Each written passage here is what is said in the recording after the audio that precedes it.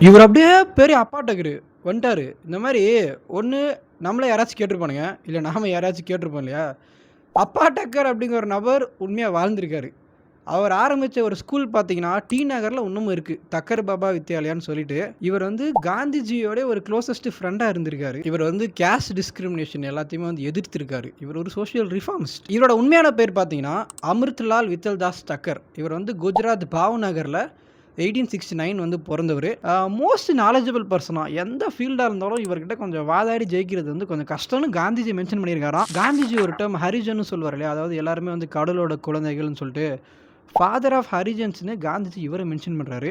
இவர் இந்தியா முழுக்க நெறைய ஸ்கூல்ஸ் ஓப்பன் பண்ணியிருக்காரு. காந்திஜி அவர வந்து செல்லமா தக்கர் பாபான்னு சொல்லிட்டு கூப்பிடுவாராம். அண்ட் அந்த டெர்ம் எப்படி நம்ம தமிழ்நாட்டுல அப்பா டக்கர்ன்னு மாறுச்சுன்னு சத்தியமா தெரியல. அண்ட் அது எப்படி சந்தானம் அந்த பாஸ் என்கிறேன் பாஸ்கரன் படத்துல சந்தானம் ஒரு காமெடி டயலாக்கா வச்சாருன்னு தெரியவில்லை. அண்ட் அது ஃபைனலா இப்ப நம்ம பேச்சு வழக்கு சூழல்ல ஒரு ஜெனரல் டெர்ம் ஆயிடுச்சு.